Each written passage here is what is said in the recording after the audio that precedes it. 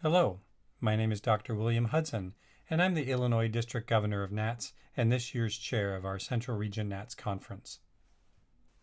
Welcome to Dr. Elizabeth Thompson's session, Emotional Trauma and the Singing Voice. Dr. Thompson made her debut to Bloomington Normal audiences as the mezzo-soprano soloist in Beethoven's Ninth Symphony with the Illinois Symphony Orchestra in 2018. An art song enthusiast, Elizabeth performs recital and chamber works on a regular basis.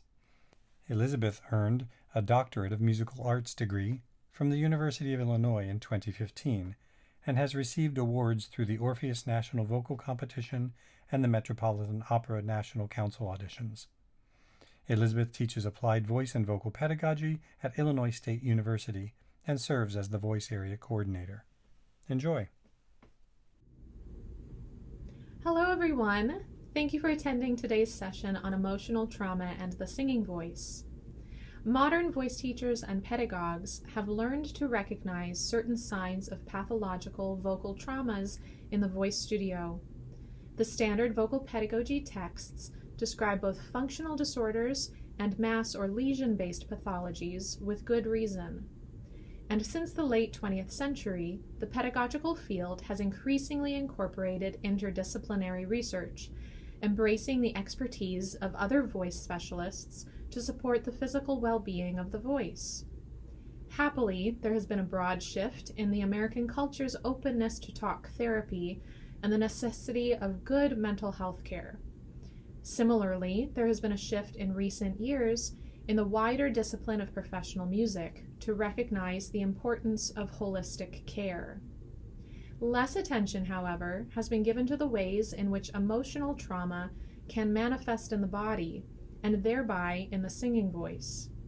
Engaging actively in emotional healing with a trained mental health professional is imperative, yet it is equally critical for the professional voice community to more broadly understand the complexity of retraining the body and one's vocal technique after it has been impacted in this way.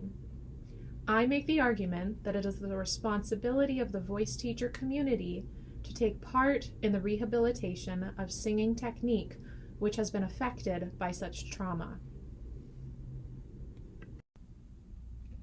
My primary goal for today's session is to start a conversation, to give words to an important yet largely overlooked topic in vocal pedagogy. Today's session focuses on the ways in which the singer body and vocal technique may be impacted not by physical pathology, but by unique emotional triggers to the body's sympathetic nervous system. For our intents and purposes today, rather than focusing on what Sarah Whitten and Carol Mastrodomenico refer to as quote-unquote little t trauma, the buildup of day-to-day traumas we all experience, my research as it stands assumes quote-unquote big T trauma, the result of a significant, singular, impactful event. I'd like to also state that I do not have all the answers.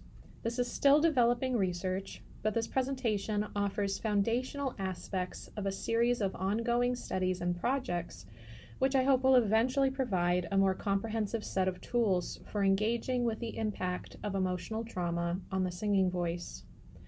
For now, I attempt to build awareness and provide a starting place for singers and teachers grappling with this experience. Case study number 1.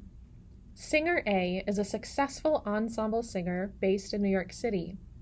After slogging through the typical expectations for the modern classical solo singer, pay-to-sings, then paying young artist programs and residencies, some solo work in small opera houses, Singer A realized that the music making that gave them the most joy was ensemble singing, and thus they reoriented their career and found success in professional choral ensembles, church choir gigs, and new music ensembles.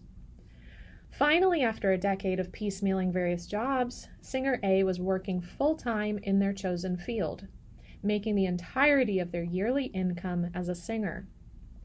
9 months later, New York City shut down due to the coronavirus pandemic, canceling with it every single job in Singer A's schedule. 18 months into the pandemic, singer A is struggling with depression and the grief over their lost career. Work is trickling back in, but the few jobs available are now being offered to a now large and desperate pool of qualified singers. Singer A is reporting previously non-existent vocal strain, huskiness of timbre, a reduced range, and a significant loss in stamina.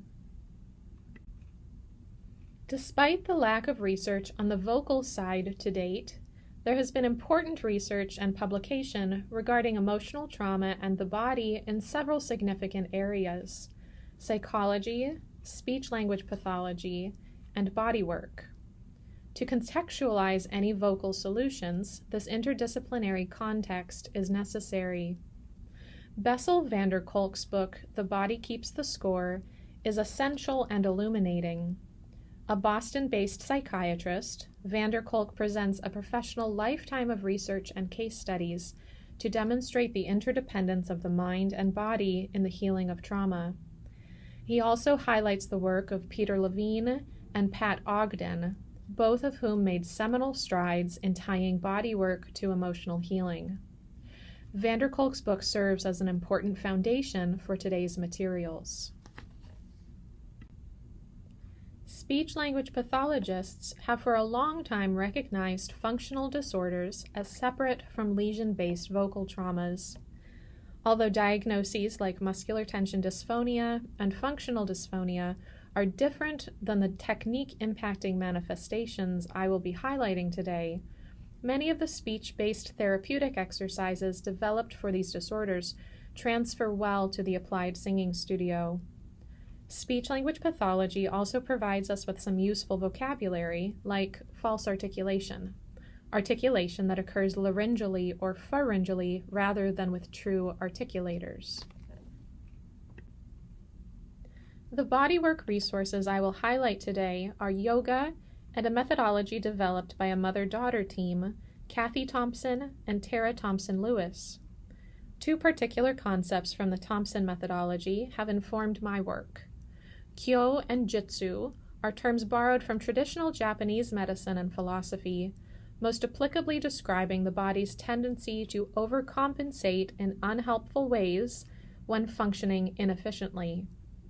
Kyo refers to an emptiness or missing element. Jitsu describes something active, which attempts to fill that void, but often without fulfilling the original need, leading to further tension. Secondly, the term vocal suppression seeks to describe the physical manifestations of socialized or culturally enforced suppression of the voice. Think shushing a crying baby, chatty children being taught to keep quiet in school, boys being told that quote-unquote boys don't cry. Vocal suppression is one of the links demonstrating the correlation between mind and body, manifesting in an emotional response being held in the body at the vocal source. A few words of caution as relates to our roles as voice teachers and to the language that may either assist or hinder the process. Voice teachers are not therapists. Voice teachers are not medical doctors. Nor should we as voice teachers attempt to fill these roles or feel the pressure to. Instead, the discussion today is meant to inform our own trained profession in applied voice teaching. It assumes that any psychological or medical needs are, in fact, being met by those professionals, so that our work in the voice studio can focus on the functional needs of the singing instrument. Be careful of over-pathologizing a singer or a vocal behavior. Be careful of blaming the singer's pre-trauma technique. Avoid qualitative language and instead prioritize body or behavior-based vocabulary. Be prepared in some cases to be personally triggered by your students' experiences and/or their ways of dealing with their trauma. Be prepared to not be able to fix it all yourself. We may need to enlist and or outsource to a team of interdisciplinary experts. For example, a psychiatrist, laryngologist, bodywork experts, or other trusted voice teachers. The autonomic nervous system is responsible for control over vital functions and, along with the endocrine system, takes part in the acute stress response. This neurological system is most often divided into two subsections: the sympathetic nervous system and the parasympathetic nervous system. The sympathetic nervous system is intuitive, part of the ancient reptilian brain, and operates ahead of conscious control. It readies the body for action and is where the fight, flight, or freeze response occurs. We can stimulate this on an inhale. When we breathe in, things speed up: the heart rate, blood pressure, rate of breathing. Keep in mind the sympathetic nervous system serves an important purpose: to protect and aid in survival. These survival instincts kick into gear before our conscious mind can even process our experience. But once the danger has passed, it no longer serves us. The parasympathetic nervous system, in contrast, operates in recovery from the stress response, in tandem with conscious control. It calms the body back to a safety zone. This is where the rest and digest responses occur. We can stimulate this on an exhale. When we breathe out, things slow down. That heart rate, blood pressure, rate of breathing that had sped up in the sympathetic nervous system slows down with the parasympathetic nervous system. The parasympathetic nervous system relaxes our body, releases the mind from the single-focused need for survival, and allows us to connect with others. Once the danger has passed, the parasympathetic nervous system is necessary for the body and mind to heal and progress.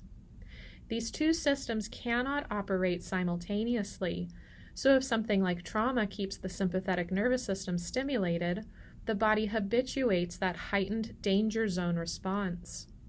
Over time, without intervention, these physical responses can remain in place despite emotional resolution.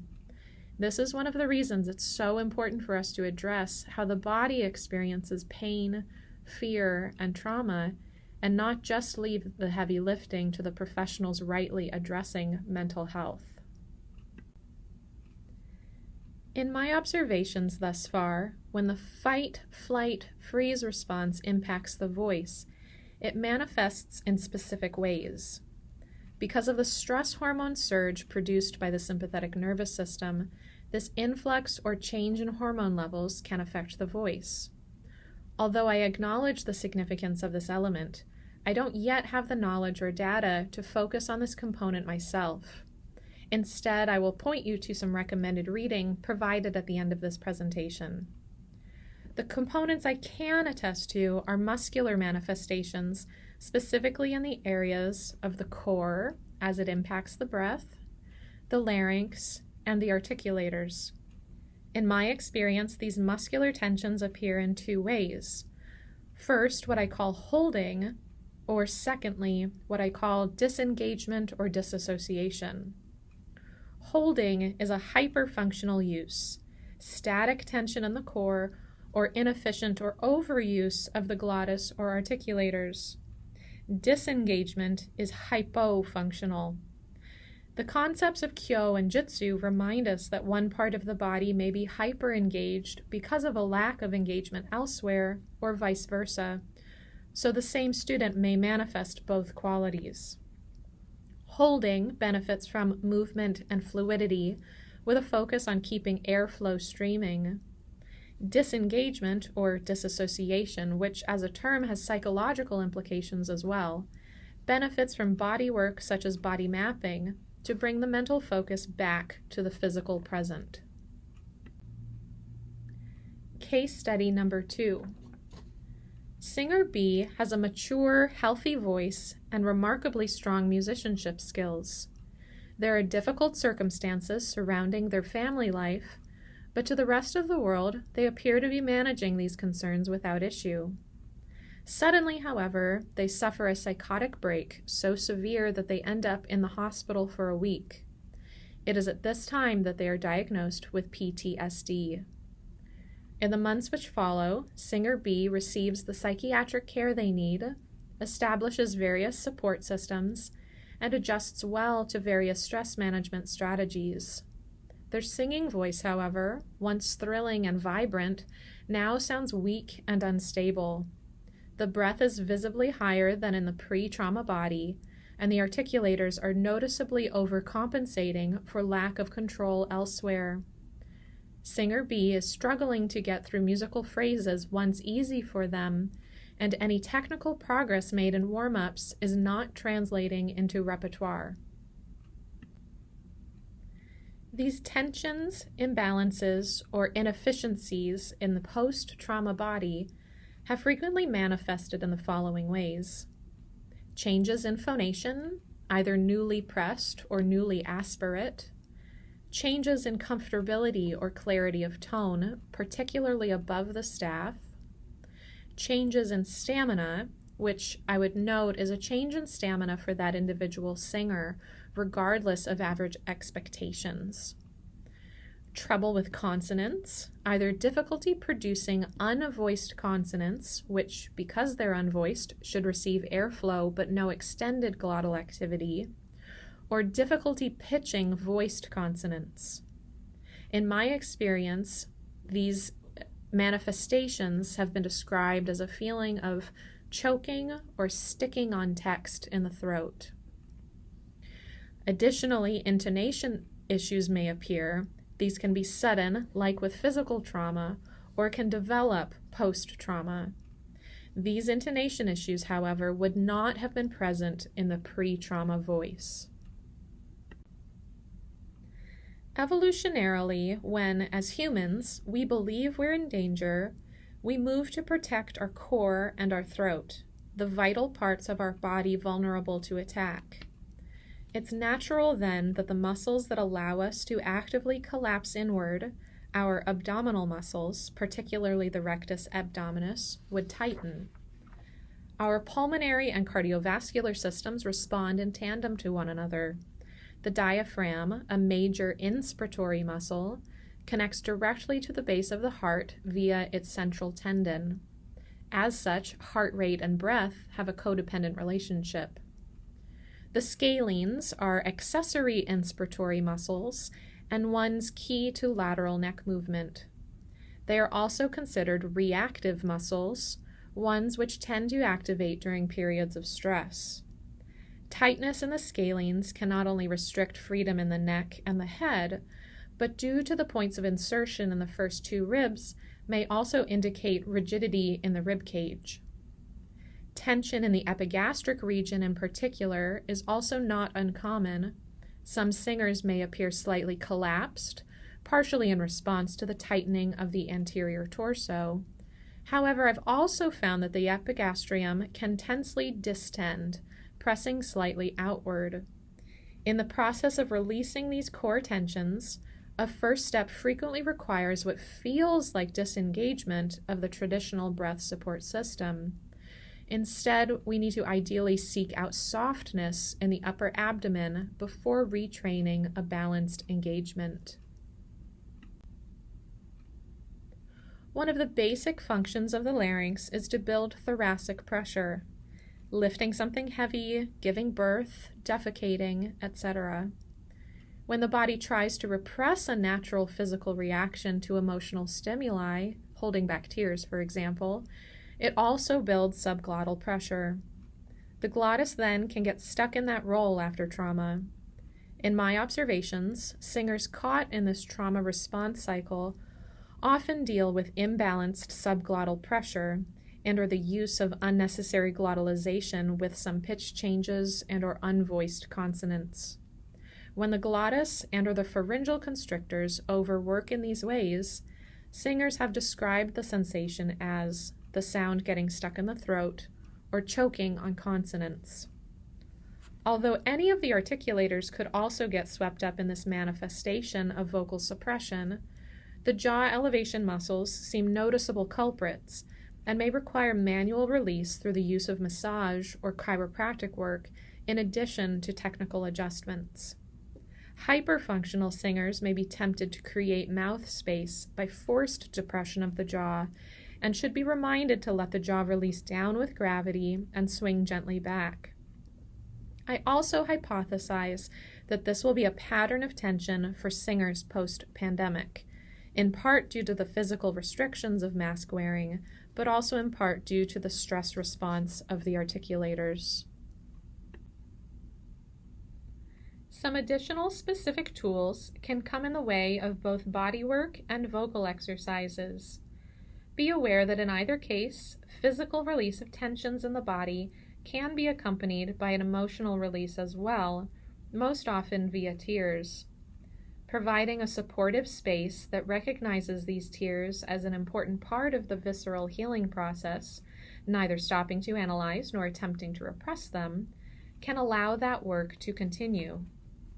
Yoga's focus on the interrelationship between physical movement and the breath cycle is a practice shown to be beneficial in the healing of emotional trauma.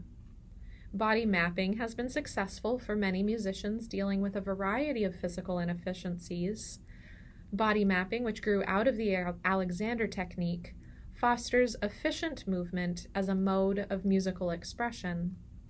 Given how people suffering the effects of PTSD can disassociate from their bodies, tools such as body mapping may be beneficial in getting singers out of their headspace and reconnected to their bodies.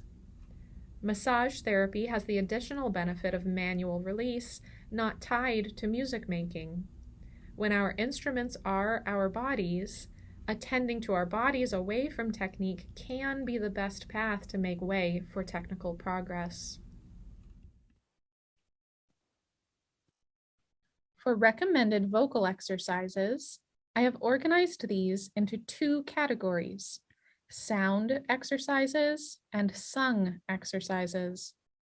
The former focuses on buzzed phonation linked to streamed airflow. These exercises eliminate the complications of vowels or wide ranges, but may still inadvertently assist with sensations of resonance and building awareness of any air pressure changes across passaggi. In this brief video excerpt, we will see speech-language pathologist Joseph Stempel work with a singer on producing his kazoo buzz exercise. Note his emphasis at the end that it is sounded but not sung. We'll put the point of constriction. Oh. Good. Okay, now we're going to play with that because that's what position I want you to be in.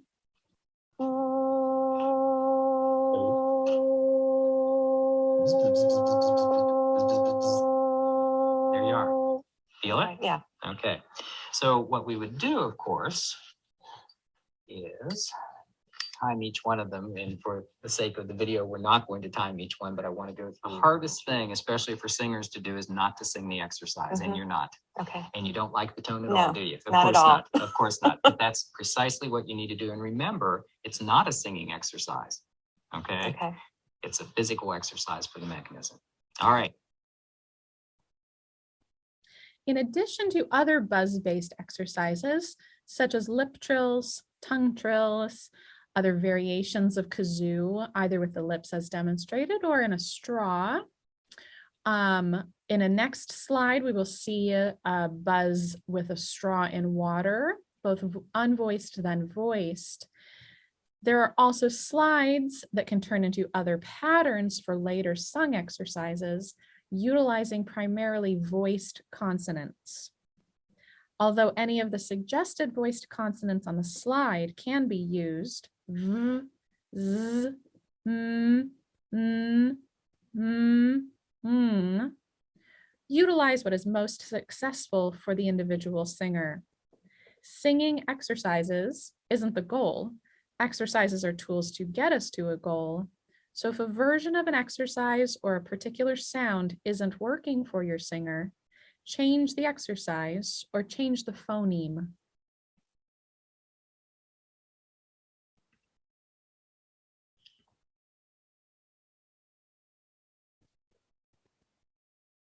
These are video demonstrations of two buzzed options. The first demonstrates use of the straw in water, first unvoiced, then voiced. The second video demonstrates a series of variations on the M hum, which then leads us into use of the ah vowel and the E vowel.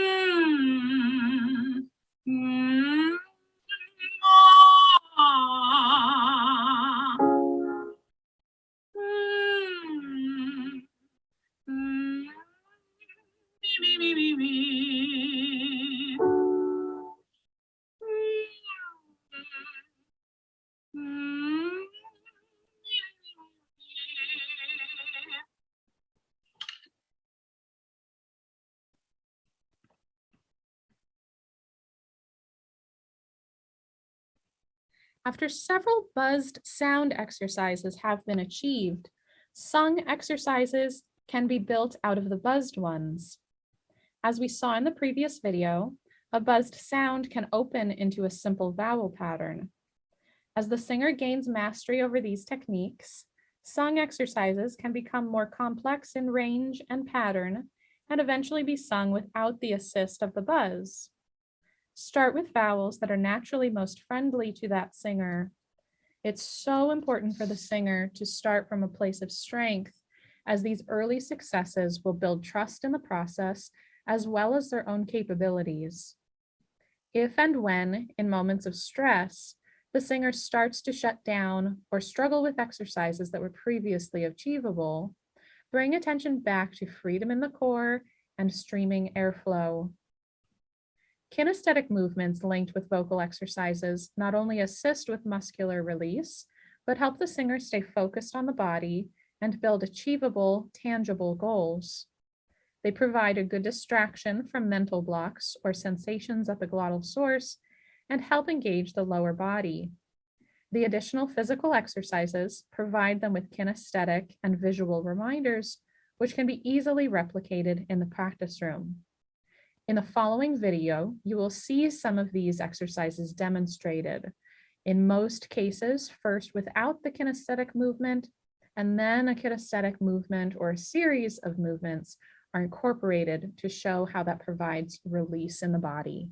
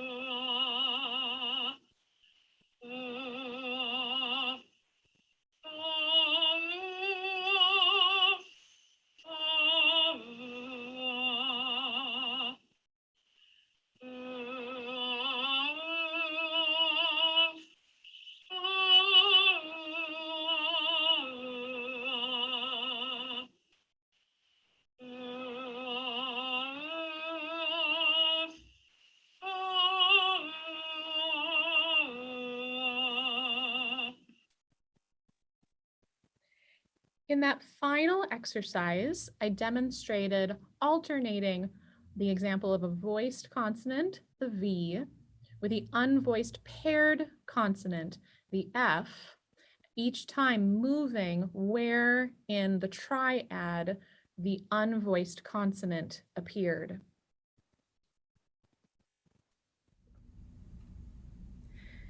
Case study number 3. Singer C comes from a long line of musicians in their family. Their mother was a classical singer with a successful international career, and Singer C was experiencing early successes at the start of their own career in voice. However, Singer C's mother had been struggling with mental illness for many years and found herself overwhelmed to the point of desperation. She attempted suicide one weekend, a weekend which happened to coincide with 2 important performances in Singer C's early career. Feeling unable to pull out of contracts at the last minute, and reassured by their family that they would be kept up to date, they spent those performances that weekend choking back tears, overwhelmed by guilt, and muscling through their performances, not knowing if their mother would survive the evening. Although Singer C's mother pulled through and eventually received the support and care she needed for a full recovery, Singer C was traumatized. Despite going to therapy and working through the emotional wounds of that experience, Singer C's body continued to respond to their singing by building thoracic pressure at the glottal source, habituating that muscle memory of choking back tears every time they sang. This imbalanced subglottal pressure has manifested in intonation problems through the secondo passaggio and issues with breath management, neither of which had ever been present prior to trauma. When singing itself becomes a trigger, expect tears, fear, and attempts at vocal suppression. These may be a result of the singer's frustration with their current vocal state, or may in fact be the result of them finding positive emotional release. Avoid the temptation to have students push through or keep it together. This will only lead to further laryngeal tension. Allow visceral release to be a part of the process without attempting to psychoanalyze it in the studio. Talk therapy is an essential part of the healing process, but insofar as trauma manifests in the singing body, voice teachers are on the front lines for identifying and assisting in retraining these physical responses. When singing becomes the trigger, consider repertoire. Choose rep that will serve them now, regardless of other expectations or previous assumptions. Choose rep that won't linger in high-effort areas until healthy patterns are reestablished. Make sure repertoire still fulfills them artistically so that temporary vocal limitations don't feel punitive. Practice singing rep on just vowels and practice singing on just consonants, prioritizing consistent airflow regardless of phoneme. We must work with the voice in front of us, but we shouldn't disregard the pre-trauma voice. In my experience, more often than not, we are working to rediscover their natural voice, which has been clouded over by these trauma-based complications. We must aid the voice before us, but also try to understand how the voice has changed. We must be open to how emotional trauma can manifest in the voice without attributing these complications to poor technique or some failure on the performer's part. Trust your students' experience and their knowledge of their own bodies and voices. They will be able to tell you better than anyone else what does or does not feel normal for them. A singer who has experienced trauma in a way that has impacted their singing voice is already going to be struggling with loss, grief, and self-doubt. If and when outside team members are needed, like a therapist, laryngologist, bodywork specialist, etc., communicate this as an extension of the work in the studio, not a failing of either teacher or student. Trauma can create a cycle of internal chaos, keeping someone in a position of fear and helplessness. It's imperative for healing that the person who experienced trauma have agency and empowerment in that process. The importance of tangible successes early on to fuel this positive internal dialogue and to build trust in the process can't be overstated. Chapter 17 of The Body Keeps the Score is entitled Putting the Pieces Together, Self-Leadership. Bessel van der Kolk says, "The cultivation of mindful self-leadership is the foundation for healing from trauma." He goes on to reflect on the assertions of the family therapist Dr. Richard Schwartz, saying, "This self does not need to be cultivated or developed. Beneath the surface of the protective parts of trauma survivors, there exists an undamaged essence, a self that is confident, curious, and calm. A self that has been sheltered from destruction by the various protectors that have emerged in their efforts to ensure survival. Once those protectors trust that it is safe to separate, the self will spontaneously emerge, and the parts can be enlisted in the healing process. Those parts trust that there is someone inside who can handle things." By providing our singers with specific tools, particularly exercises or methodologies that they can achieve tangibly in their own practice sessions, we are providing tools for their own agency and self-empowerment. Before I conclude today's presentation with a list of recommended resources and further reading, I'd like to make a few acknowledgments. Firstly, thank you to the Central Region Nats for the opportunity to present this topic on this platform. I hope there will be more in the years to come.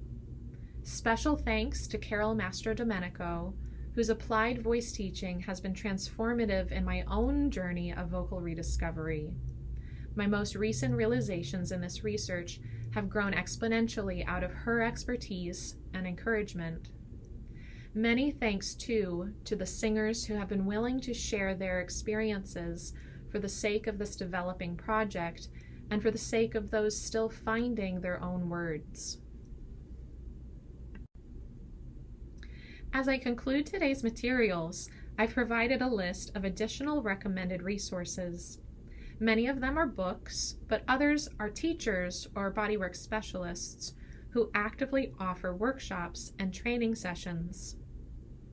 Amongst the reading are Singing Through Change by Nancy Bose, Joanne Bozeman, and Kate Fraser-Neely, The Musician's Mind, Teaching, Learning, and Performance in the Age of Brain Science by Lynn Helding, The Body Keeps the Score by Bessel van der Kolk, In an Unspoken Voice by Peter Levine, a text that is referenced by Bessel van der Kolk, Manual of Singing Voice Rehabilitation, A Practical Approach to Vocal Health and Wellness by Leda Sears, The Thompson Method of Bodywork by Kathy Thompson and Tara Thompson Lewis. There are additional vocal function exercises on a DVD by Joseph Stemple. The excerpt was shown earlier on the Buzz exercise slide. Carol Mastrodomenico is a teacher I have been working with myself, who has been transformational and a wonderful teacher. She does her own studio work, but you frequently will see her name at various pedagogy workshops. And then Sarah Whitten is a yoga instructor with a voice background, so both a singer and a yoga instructor. She has a vast library of resources on her website, and she continues to actively offer a variety of workshops. Thank you so much for participating in today's discussion in the online chat. Thank you for taking the time to be introduced to this topic and this research. I hope that this will continue to develop, and I hope that there are other teachers, other singers, other voices that are looking to join me in further pursuing this research. Thank you very much, and enjoy the rest of the conference.